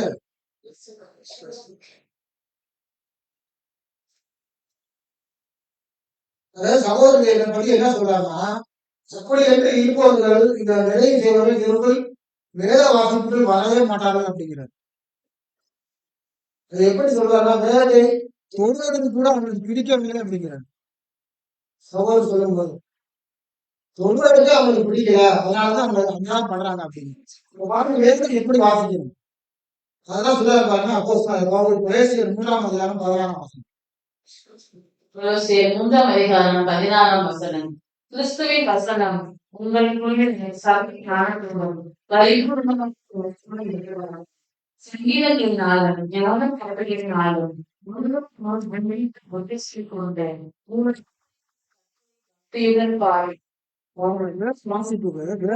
என்ன சொல்லுது? கிறிஸ்துவின் வசனம் சகல மனத்தோடும் பரிபூர்ணமாய் வாசப்படுத்தாத. இப்ப வேதம் என்ன சொல்லுதுன்னா, ஒரு புதுசா அழைப்புக்கு வந்தா இருதயத்துக்குள்ள என்ன இருக்கணும்? வசனம் பரிபூர்ணமா இருக்கணும். நம்ம இருதயத்துக்குள்ள வசனம் இருக்கணும். பரிபூர்ணமா இருக்கணுங்க. ஒரு அதிகாரத்தை எடுத்தா என்ன பேசப்பட்டிருக்கு என்று பரிபூர்ணமா தெரிஞ்சிருக்கணும். அதுல நிலப்பொருள் என்ன இருக்கு, அடையாள பாசை என்ன இருக்கு, ஓமை என்ன இருக்கு, தீர்க்க தரிசனம் என்ன இருக்கு, எல்லாமே தெரிஞ்சுக்கணும். இப்படி தெரிஞ்சுட்டு நம்ம படிக்க முடியுமா? பவுல் எப்படி எழுதிருக்காரு பாருங்க. பரிபூர்ணமா எப்படி புத்தி சொல்ல முடியும்? ஞான பாட்டுகளை ஒருவருக்கு ஒருவர் போதித்து புத்தி சொல்லிருக்கோம்னா, வசனமே உள்ள இல்லாட்டி நம்ம எப்படி அவருக்கு புத்தி சொல்ல முடியும்? ஒரு பிரச்சனை நம்மகிட்ட சொல்றாரு, வசனம் இருந்தாதான் அவருக்கு வசனத்துல புத்தி சொல்ல முடியும். இல்லாட்டியும் வேற காரியத்துல தான் வசனம் சகல ஞானத்தோடும் பரிபூர்ணமா நம்மகிட்ட இருந்தாதான் இந்த வசனத்துல அவருக்கு ஆதரவு சொல்ல முடியும், புத்தி சொல்ல முடியும். சங்கீதங்கள் ஞானப்பாடுகள் தான் புத்தி சொல்லணும். பாருங்க, புத்தி சொல்லி கொண்டு உங்கள் இதயத்தில் கர்த்தரை பக்தியுடன் பாடு. நம்ம முதல் பாட்டு அது இல்ல, இந்த வசனத்திலேயே நம்ம பாடிட்டே இருக்கணும். அதுதான் கர்த்தரை பக்தியுடன் பாடியே இருக்கணும். இப்படிதான் செய்யணும்னு சகோதரர் சொல்றாரு. அப்ப வசனம் இல்லாத போது எப்படி புத்தி சொல்ல முடியும்? நம்ம பாட்டு பாட்டாது. வசனம் உள்ளே இருந்தாலும் அதுக்கப்புறம் தான் பாடி இப்படிதான் பாடணும் அப்படின்னு தெரியும். இன்னும் வசனம் நம்ம இதயத்துக்குள்ள இருக்கணும். வேத வாசிக்கணும், இதயத்தில் பக்தியுடன் பாடி இப்படிதான் பாடணும், இப்படித்தான் வாசிக்கணும். தேவ தியானம் இதுதான். பாருங்க, நிறைய பேர் என்ன நினைக்கிறார், ஏதாவது சொல்லியிருக்காங்க. என்ன சொல்றாங்க? சங்கீதம் 1:1-2. சங்கீதம் முதல் 2 வசனங்கள். துன்மார்க்கருடைய ஆலோசனையை நடவாமலும் பாவிகளுடைய வழியில் நில்லாமலும் பரியாசக்காரர் உட்காரும் இடத்தில் உட்காராமலும் கர்த்தருடைய வேதத்தில் பிரியமாய் இருந்து இரவும் பகலும் அவருடைய வேதத்தில் தியானமாய் இருக்கிற மனுஷன் பாக்கியவான். என்ன சங்கீதக்காரன் என்ன சொல்றாங்க? இரவும் பகலும் இப்படி தியானமா இருக்க முடியும்? இன்னொரு கூட ஆலோசனையில் நடாம அங்க போய் அவங்க ஆலோசனை இருந்துட்டு அதுக்கு நம்ம பாவியோட வழியில பாவி இருக்கிற இடத்துல போய் நின்றுட்டு இருக்கு ஜெபம் பண்ணா எப்படி இருக்க முடியும்? பரியாசக்காரன் அவங்கள்ட்ட போய் இருந்துட்டு நம்ம ஜெபம் பண்ணா எப்படி இருக்க முடியும்? இந்த மாதிரி இடத்துல இல்லாம உட்காரக்கூடாதுங்கிறாரு, அவங்க வழியில நடக்கக்கூடாதுங்கிறாரு, தூர வாங்க அவங்களை விட்டு, அவங்கள்ட்ட தொடர்பு வைக்கக்கூடாது, அவங்கள்ட்ட பேசவும் கூடாதுங்கிறாரு.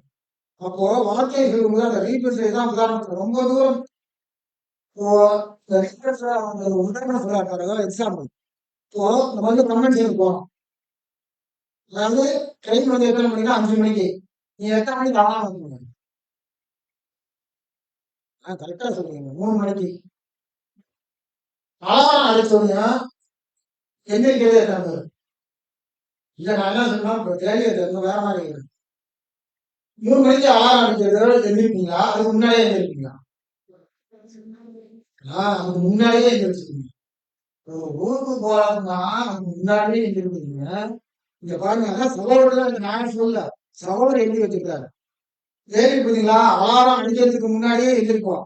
அதான் சொல்லுறாரு சங்கீதக்காரன். பாருங்க எவ்வளவு அழகா எழுதுறாரு பாருங்க. சங்கீதம் 119-148. 138 இவள் வசனத்தை தியானிக்கும்படி குறித்த காப்புக்கு முன்னே என் கண்கள் விழித்துக் கொண்டு வசனத்தை தியானிக்கும்படி குறித்த ஜாமத்துக்கு முன்னே வீட்டுலாங்க 6 மணிக்கு முடியல, தூக்கம் சொத்து முடியல. எத்தனை பேர் வரும்? உடன் தீர்மானம் 2026 எத்தனை பேர் வராம பார்ப்போம். எப்படி பாருங்க தீர்மானம், எப்படி எடுத்துக்காரு பாருங்க. அப்போ வசனத்திலே எப்படி மூழ்கி போயிருந்திருப்பாரு.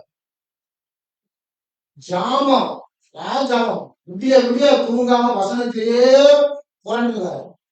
கண்கள் டக்குன்னு எழுந்து படிக்கணும், அப்படி எப்படா படிப்போம் அப்படின்னு யோசனை பண்ணிட்டே இருப்பாரு. எவ்வளவு பெரிய தீர்மானம் எடுத்துக்காரு. அப்படிதான் காலை 6 மணிக்கு 5 மணிக்கு எழ வேண்டும்னா எவ்வளவு இதா இருக்கணும், ஒரு பிரயாணம் போகணும். அதான் சொல்ல சங்கீதம் 63:6. 63ஆம் சங்கீதம் 6ஆம் வசனம். என் படுக்கையின் மேல் நான் உண்மை நினைக்கும் போது ராஜாமங்களில் உண்மை தியானிக்கிறேன். படுத்து தூங்கும் போதே நினைக்கிறார். நம்ம எந்திரிச்சு நினைக்கிறேன்னு சொன்னா கூட எந்திரிக்க முடியும். படுக்கையிலே நினைக்கிற ராஜாமங்களை தியானிக்கிறேங்கிற தூங்கிட்டு இருக்கும்போதே தியானிச்சுட்டு இருக்காருன்னா அப்ப வசனம் அங்க எந்த அளவுக்கு உள்ள இருக்கும் பாருங்க. அதெல்லாம் சொல்றாரு எபிரேயர் 11ஆம் அதிகாரம் 3ஆம் வசனம். எபிரேயர் எபிரேயர் 11 11ஆம் அதிகாரம் 3ஆம் வசனம். விசுவாசத்தினாலே நாம் உலகங்கள் தேவனுடைய வார்த்தையினாலே உண்டாக்கப்பட்டதென்றும் இவ்விதமாய் காணப்படுகிறவைகள் தோன்றப்படுகிறவைகளால் உண்டாகவில்லை என்றும் அறிந்திருக்கிறோம். இந்த உலகம் எப்படி உண்டானது? தேவனுடைய வார்த்தை. நட்சத்திரம் கோடான கோடி தூதர்கள் பாருங்க எல்லாத்தையும் படைச்சிருக்காருன்னா எவ்வளவு அதிசயம். எப்படி படைச்சிருக்காரு இந்த வார்த்தை? அந்த வார்த்தையை நம்ம எப்படி படிக்கணும்? எவ்வளவு பயபக்தியோட இருக்கும். நம்ம பைக்கில் எடுத்து ஏதோ போறோம் முஸ்லீம்லாம் பார்த்துட்டாங்க இது கீழே இறக்க மாட்டாங்க. குரான் எவ்வளவு அதுல பயபக்தியோட பாருங்க ஒரு பாயிண்ட் என்ன சொல்றாங்க, உலகத்தை சிரிச்சிக்கணும் மனு உலகத்தை சிரிச்சிக்கணும். அதுக்கப்புறம் இந்த வார்த்தை இந்த வெளிச்சம் இந்த செடி கொடி எல்லாமே அவருடைய வார்த்தையினால் மட்டும் உண்டானது. நம்மளுடைய ஜீவன் மட்டும்தான் சுவாசத்தை கொடுத்தாரு. இது எல்லாமே வார்த்தையினால் உண்டானது. அப்போ அந்த வார்த்தைக்கு எவ்வளவு பவர். செவுத்துல எழுதுறதுக்கு வசனம் கிடையாது, இருதயத்தில் எழுதணும். பாருங்க பவர்ஃபுல்லான வார்த்தை. இந்த தேவ வார்த்தையால் உருவானது. அவருடைய மனசு அவருடைய திட்டம் எல்லாமே உருவானது. அப்படி இருக்கும்போது அதை வாசிக்காமல் விட்டு விட்டா என்ன ஆகும்? தியானிக்காமல் இருக்கிறோம்னா என்ன ஆகும்? என்னையும் சேர்த்தான் சொல்றேன். தியானிக்க இருக்கும்போது எவ்வளவு இந்த திட்டம் பண்ணியிருக்காரு. அவர் திட்டத்தை நிறைவேற்றாரு. ஆனா நம்ம திட்டம் பண்றோம் பண்ண முடியல. இதெல்லாம் சொல்றாரு யாக்கோபு 1ஆம் அதிகாரம் 18ஆம் வசனம். யாக்கோபு 1ஆம் அதிகாரம் 18ஆம் வசனம். இவர்கள் சித்தம் கொண்டு தம்முடைய சிருஷ்டிகளில் நாம் முதல் கண்கள் ஆவதற்கு வசனத்தினாலே ஜெனிப்பித்தார். ஜெனிப்பித்திருக்காரு. பாருங்க நம்ம இருக்காரு. குமாரனுக்கு நிகரான ஸ்தானம், சுதந்திரம், உடல் சுதந்திரம். நமக்கு என்ன பரிசு? குமாரனுக்கு ஏற்ற கொடுக்க முடியுமாங்க? ஒருத்தர் கேம் விளையாட்டாரு, ஒருத்தர் தான் ஜெயிக்க முடியும், ஒருத்தர் தான் பரிசு கிடைக்கும். இவர் என்ன சொல்றாரு? உனக்கும் சேர்த்து பரிசு தரேன், நமக்கும் 1,44,000 பேருக்கும். எப்படி இருந்தா எப்படி இருந்தா இந்த ஜபத்திலையும் அவருடைய வேலை வாசிப்பிலையும் பாவம் முழுவதும் ஜாமத்துல கூட அவரை சிந்திச்சுக்கிட்டே இருக்கணுங்கிறார். நம்ம எப்படி ஜெனித்திருக்கிறார்? சத்திய வசனத்தினாலே வார்த்தையினாலே ஜெனித்திருக்கிறார். பங்கு கொடுக்கிறேன்னு சொல்லிட்டாரு, கொடுக்காம இருப்பாரா? நிச்சயமா கொடுப்பார். பாருங்க பரிசு அதெல்லாம் முதல் பாடம் எதில் ஜெனிக்கிறார்? வசனத்திலே நம்ம பூசி ஜெனிப்பிக்கிறார். அவருடைய தீர்மானம் பண்ணியிருக்கார், நிச்சயமா நிறைவேற்றுவார். தீர்மானம் பண்ணிட்டார். இதுதான் ஜீவன். இப்போ நம்ம ஜீவனுக்கு 2 நாள் சாப்பிடாம இருந்தா நம்ம ஜீவன் என்ன ஆகும்? ஒரு நாள் வச்சுக்கிறேன், ஒரு வேளை வச்சுக்கிறேன், சாப்பிடலாம் என்ன ஆகும்? மயக்கம் வரும். மயக்கம் வரல. அப்போ நம்ம தேவனுடைய வசனம் நமக்கு ஜீவன் சொல்றோம், அதை படிக்காம இருந்தா என்ன ஆகும்? புதுசியா சாப்பாடு கொடுக்கறது இல்ல, என்ன ஆகும்? புதுசி மயக்கம் ஆகும், உலக காரியத்துக்கு போயிடும். ரொம்ப நாளும் மயக்கம் வச்சுக்கிறாரு. புதுசு உணவு கிடைக்கல. உணவு கிடைக்கல என்ன ஆச்சு? தேவனுடைய வார்த்தை உள்ள போல. பாருங்க கர்த்தருடைய வார்த்தை ஜீவனாக இருக்கிற அந்த வார்த்தை உண்ணாத போது எப்படி பிள்ளையாக முடியும்னா, இந்த வார்த்தையை உண்ணாத போது நம்ம எப்படி அவங்க பிள்ளையாக மாற முடியும்? ரொம்ப கவனமாக ஆழமாக வாசிக்கணும். ஃபர்ஸ்ட் என்ன பார்த்தோம்? சீமான் என்ன எடுத்தோம்? ஜெபம். 2வது 3வது என்ன சொல்லுவோம்? 3வது சபை கூறுதல், சகோதர ஐக்கியம். அது வசனம் வாசிப்போம். சங்கீதம் 133:1. 133ஆம் சங்கீதம் 1ஆம் வசனம். இதோ சகோதரர் ஒருமித்து வாசம் பண்ணுகிறது, எத்தனை நன்மையும் எத்தனை இன்பமும் ஆனது. சகோதரர் ஒருமித்து வாசம் பண்ணுவது எத்தனை நன்மையும் எத்தனை இன்பமும் ஆனது. இப்போ சகோதரத்தை புரிந்து கொள்ளும் போது ஏதாவது புரியுதுங்களா? அதை படிச்சதுல நமக்கான அழைப்பு எப்படி வந்தது? ஃபர்ஸ்ட் நமக்கான அழைப்பு ஃபர்ஸ்ட் எப்படி வந்தது?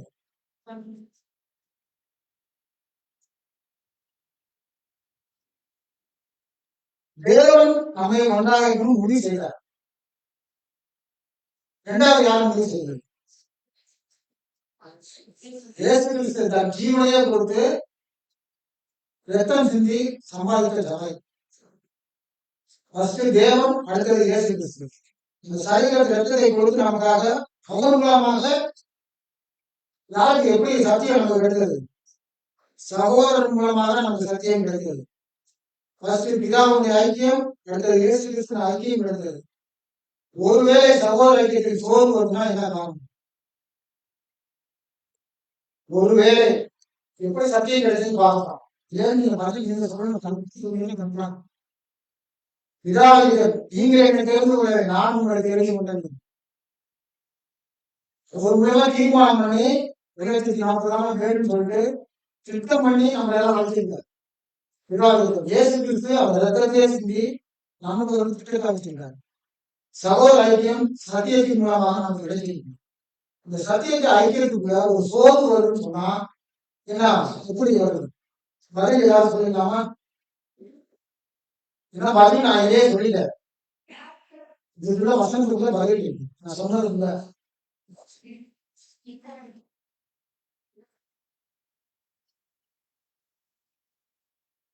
ஒரு சத்தியம் கிடைத்த சகோதரனை மிஸ் பண்ணினா என்ன?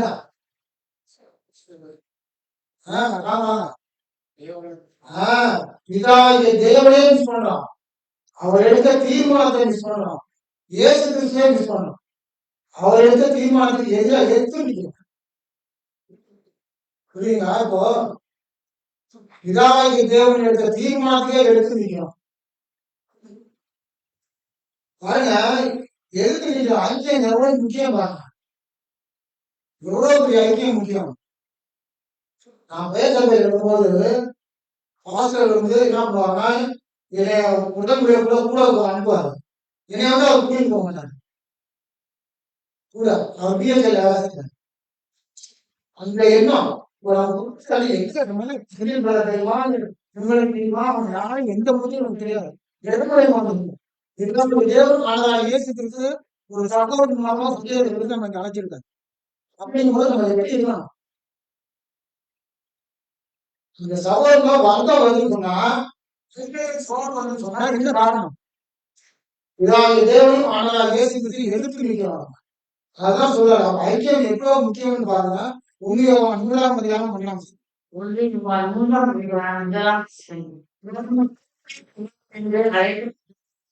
பிதாவானவர் நமக்கு பாவின அன்பு எவ்வளவு பெரிதென்று பாருங்கள்.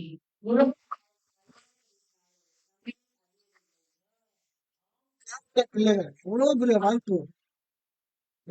தேவனும் ஆண்டவராக இயேசு கிறிஸ்து செய்து சகோதரன் மூலமாக நமக்கு சத்தியத்தை கொடுத்து முதல் பாடம் கேட்கும்போது எவ்வளவு கஷ்டப்பட்டாங்க தெரியுங்களா? எவ்வளவு லட்சம் செலவு பண்ணாங்க, அலைஞ்சாங்க.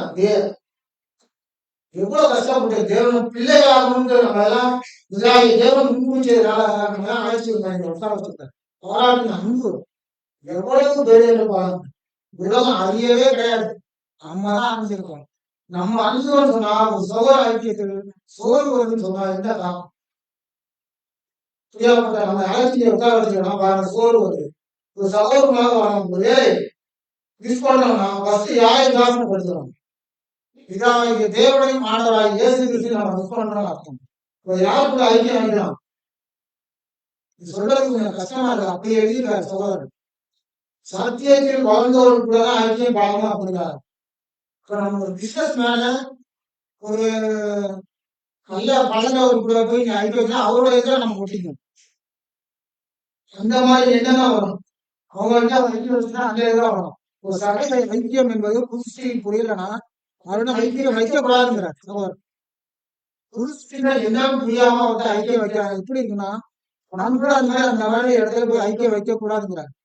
இந்த மாதிரி நம்மளும் வந்துடும். அந்த பிசினஸ் மைண்டும் உலக காரியமும் நம்மளோட ஒட்டிக்கிறாரு. ஒரு சபைக்கு எதுவும் ஐக்கியம் வைக்க முடியாது.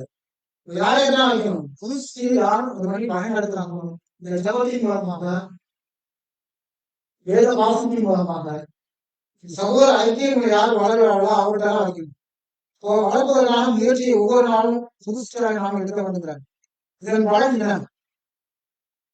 ஜெபம் செய்கிறோம், வேத வாசிக்கிறோம், ஐக்கியம் வைக்கிறோம். இதன் பலன் தேவன் இயேசு கிறிஸ்துவை குறித்து அதிகமாக தெரிந்து கொள்கிறோம் சொல்றாரு. ஒரு 3 விஷயம் பார்த்தாச்சு. 4வது விஷயம் என்னவா இருக்கும்?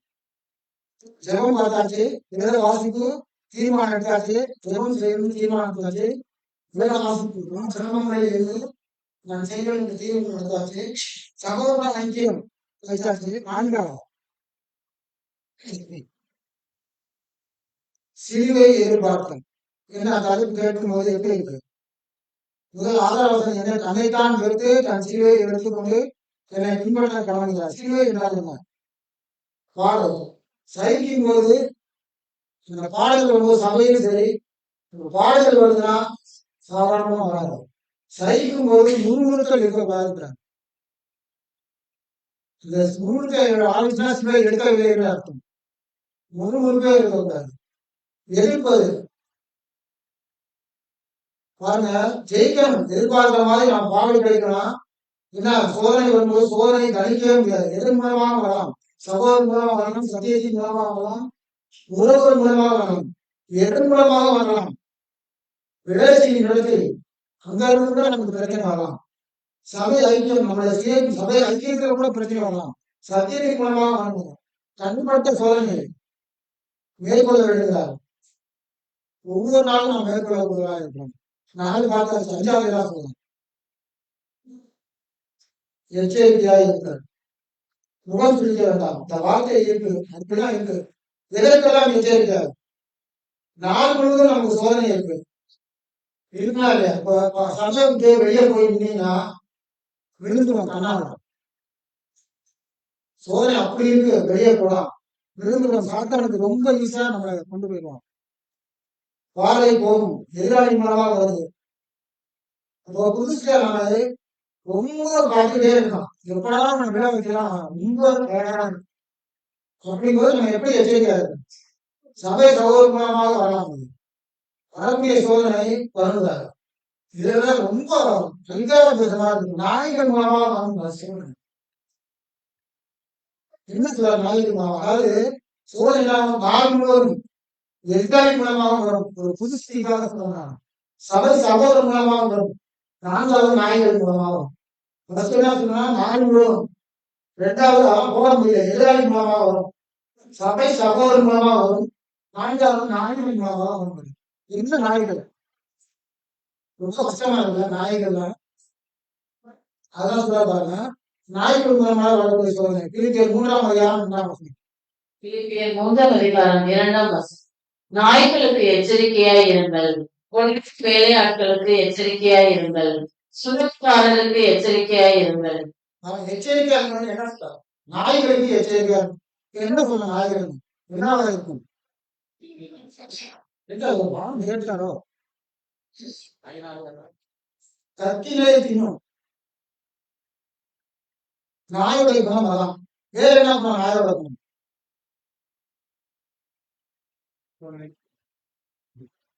உழைச்சிட்டே இருக்கும், எரிச்சல் கோபத்தோட இருக்கு. கத்திலே தின்னும். அதாவது உடன்படிக்கைக்கு முன்னாடி எப்படி வாழலாமோ அதை உடன்படிக்கைக்கு முன்னாடி கத்துறது. அதை போய் நிறுத்திக்கிறது. எப்படி இருக்கு பாருங்க. பழைய வாழ்க்கையை எடுத்து திரும்பி கொண்டாந்து இந்த வாழ்க்கையோட சேர்க்கிறது. கிறிஸ்துமஸ் கொண்டாடுறது, செத்து போனால் பூஜை போடுறது, இந்த மாதிரி பழக்கமாக தாமதம். பழைய வாழ்க்கையை திரும்பி உதாரணம் தான் சொல்றேன். நிறைய நீங்க எடுத்துக்கோங்க.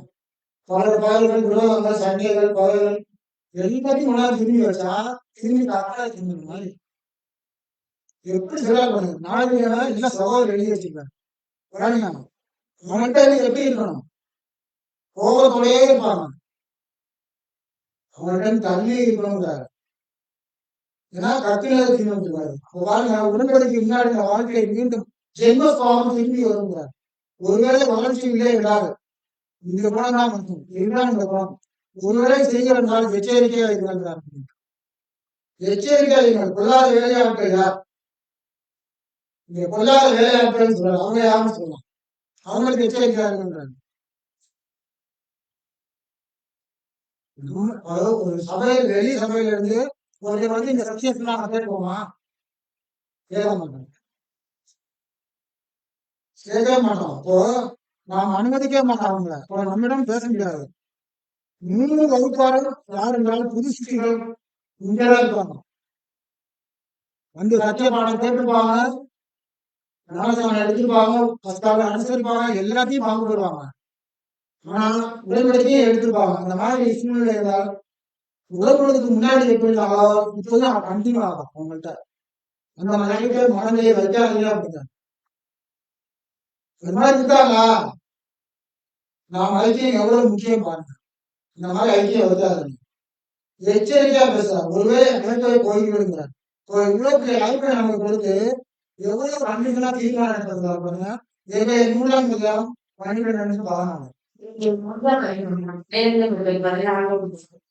சகோதரரே, ஜீவானந்த தேவனை எடுத்துக்கொள்வான விசுவாசமுள்ள இதயம் உங்கள் நம்பகத்திற்கு எதிரானது. நீங்கள் சீராக இருங்கள். நாம் அவரும் விடுதலை ஒளிகள் கிறிஸ்துவின் இடத்தை பங்குள்ளவர்களாக இருக்கணும். எவ்வளவு எச்சரிக்கை, அற்புதமான கண்டிப்பு. சகோதரி, ஜீவனுள்ள தேவனை விட்டு விடுவதற்கான அவிசுவாசமான பொல்லாத இதயம் உங்களை ஒருவனுக்கும் இராதபடி எச்சரிக்கையா இருக்குங்க. இவ்வளவு தூரம் ஜபம், வேத வாசிப்பு எல்லாம் கொடுக்கும். சகோதரன் அனுப்பினான் எச்சரிக்கையா இருக்கிறாங்க. எதுக்கு எச்சரிக்கை? காலையிலேயே நம்ம போயிடக்கூடாது. திரும்பி உடன்படிக்கைக்கு முன்னாடி என்ன செஞ்சோமோ அதை திரும்பி அதை எழுந்து கொடுப்பாரு. திரும்பி எழுதணும். நீதிமான் 7 தரம் இருந்தாலும் திரும்பி எழுந்திருப்பான். உணர்வு வந்துட்டா திரும்பி எழுந்து வந்துடணும். பாருங்க, அதான் ஜெபம், வேத வாசிப்பு, சகோதர ஐக்கியம் போய் வந்துவிடக்கூடாது. இந்த ஐக்கியம் ரொம்ப முக்கியம். இப்போ ஒருத்தர் பாவத்துக்கு விட போறாங்க, என்ன பண்ணுவது? அவருக்காக புத்தி சொல்லணும். அவருக்காக ஒவ்வொரு நாளும் வசனத்தின் மூலமாக சங்கீதங்களாலும் ஞான பாட்டுகளாலும் ஒவ்வொரு நாளும் புத்தி சொல்லி கொண்டு வரணும். அப்படியே அவன் கேட்கலையா, சபை கண்காணிடம் கொடுத்து வரணும். பாருங்க, மாணவரை காத்து இருந்தால் கிறிஸ்துவதை பங்குள்ள ஒரு பணக்காரன் உதாரணம் சொன்னா ஒரு யானை இருக்கு. உலகத்துல சொல்லுங்க,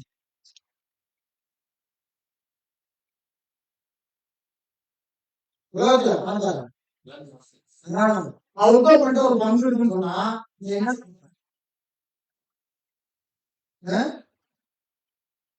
அதெல்லாம் சொல்ல, நம்ம பங்கு இருக்குங்கிறாரு. கிறிஸ்துவத்தில் பங்கு உள்ளவராக இருப்போங்கிறாரு.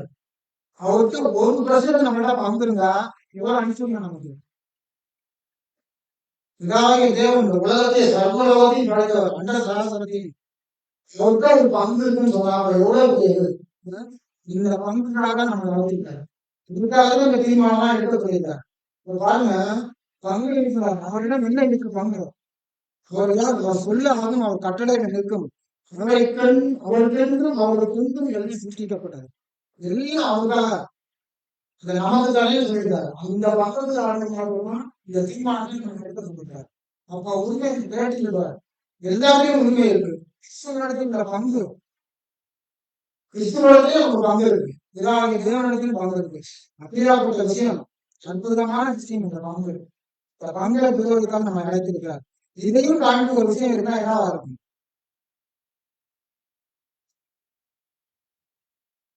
இதையும் தாண்டி ஒரு விஷயம் இருக்குன்னா என்ன இருக்கும்? வாசிக்க ஸ்தோத்திர பலியை செலுத்துவதோடு நின்று விடாமல் மெய்யாகவே செய்து கொண்ட உடன்படிக்கையின்படி இந்த ஆண்டு முழுவதும் ஜீவித்திருப்பது இனி தொடர்ந்தும் தேவனுக்கு சுகந்த வாசனையாய் இருக்கும். அருமையிலும் அருமையானவர்களே, கர்த்தரிடத்தில் நீங்கள் செய்து கொண்ட உடன்படிக்கையை இன்னும் புதுப்பித்துக் கொள்ளுங்கள். அப்படி சொல்லும் பொழுது நீங்கள் ஏற்கனவே செய்து கொண்ட உடன்படிக்கை உடனே போய்விடும் என்பதல்ல.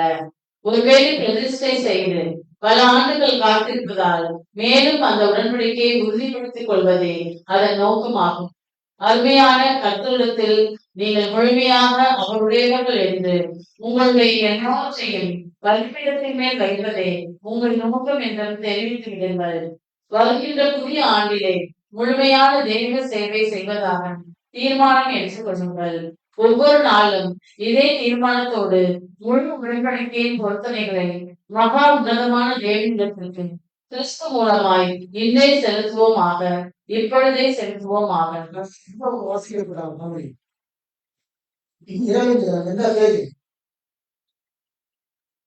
வாசிக்கிறீங்க. டிசம்பர் 30 வாசிக்கப்பட்ட இறைவத்தி பாருங்க எவ்வளவு விசுவாசமா இருக்கு பாருங்க. அருமையிலும் அருமையான சகோதரர்கள் உடன்படிக்கை இன்னும் புதுப்பித்துக் கொள்ளுங்கள். நம்ம தீர்மானம் எடுத்தோம், இவரால செய்ய முடியல, இருந்தாலும் எழுந்து இவரால எழுந்திருக்கணும். ஜெபம், வேத வாசிப்பு, சகோதர ஐக்கியம், எச்சரிக்கை, சிலுவை சுமத்தல், அதோடு இது என்ன சொல்லலாம், ஊழியம் செய்யணுங்கிறார். தேவ சேவை செய்வதாக தீர்மானம் எடுத்துக் கொள்ளுங்கள். இந்த அதையும் எடுத்துக்கொண்டு இந்த ஒவ்வொரு இதே தீர்மானத்தோடு முழு உடன்படிக்கையின் பொருத்தனை மகாபுரமான தேவனுக்கு கிறிஸ்துவ மூலமாக இன்றே இப்பொழுதே செலுத்துவோமா? செலுத்தலாமா? 6 தீர்மானம், 6 தீர்மானத்தையும் இந்த வருடத்திலே செய்வோமா? தீர்மானம் பண்ணியாச்சா? நிறைவேற்றுவோமா? பாப்போம். இந்த 2027 கேட்கணும். தீர்மானம் எடுத்தது எப்படி நடந்தது தெரிஞ்சு கேட்கணும். மாறி மண்ணாலே தெரிஞ்சு பாருங்க. அப்ப பாருங்க, இதெல்லாம் சொல்ல வர எபிரேயர் 14ஆம் அதிகாரம் 15, 16. எபிரேயர் 4ஆம் அதிகாரம் 15, 16. 15 மற்றும் 16 வசனங்கள். நம்முடைய பலத்தை குறித்து பரிதவிக்க கூடாத பிரகாச நாட்காரியை நமக்கு இல்லாமல் பாவம் இல்லை நான் யுத்தத்தை சிறப்பு திருவே அடையும் தைரியமாய் விசுவாச தந்தையிலே சேர கடவோம். பாருங்க, நம்ம ஊழியம் செய்ய கடமைப்பட்டிருக்கோம். ஒரு நாள் நம்மளுடைய வளர்ச்சிக்கு கொண்டு வரா நம்மளுடைய பலவீனங்களை குறித்து பரிதவிக்க கூடாது. நம்மளை போல எல்லாவற்றையும் சோதிக்கப்பட்டு மனிதனாக வந்து என்ன நமக்கு இருக்குங்கிறது அவருக்கு தெரியும். பாருங்க, எல்லாரும் சொல்ல முடியுமா நீதிமான் 7 தடவை எழுந்திருக்கோம்? ஒருத்தர் ஒரு தடவை சொல்லியிருப்பாரு, ஒரு தடவை சொல்ல முடியாது. நிச்சயமா நான் நமக்கு 7 தடவை வாய்ப்பு கொடுத்துருக்காரு. இந்த மாதிரி வாய்ப்புல எவ்வளவு பெரிய வாய்ப்பு வேணாம். இறக்கத்தை வரும் ஏற்ற சமயத்தில் இந்த நீதிபதி பழைய ஏற்பாடு புதிய ஏற்பாடு பாருங்க, திரும்ப அவர்கள் தைரியமா ஒவ்வொரு நாளும் ஒரு இமை பொழுதும் அவருடைய திருவாசனைகளில் நம்ம சேர்ந்தோம்னு வச்சுக்கோங்க, இழிவாளபடி நம்ம எழுந்திருக்க அவருடைய நடத்தை நாம் தீர்மானம் எடுப்போம். சங்கீதம் 17 தெரிஞ்சு 17ஆம் சங்கீதம் 5ஆம் வசனம். என் காதலிகள் வழுவாதற்கு என் நடைகளில் வழிகளில் சிறப்பு. என் காலடி வலுவாகப்பட்டு எடுத்த தீர்மானத்திலிருந்து நாம் ஒவ்வொரு நாளும் ஒவ்வொரு நிறுவனமும் வலுவாகப்படி ஒவ்வொரு நாளும் இந்த திரைப்படத்துல தேவன் வழிநடத்துவதாக அதன்படி வாசி திறன்பட்டு சொல்றாங்க. உருவகப்பட்ட நாம தேவன் நாம ஆசீர்வதிக்கிறார்கள்.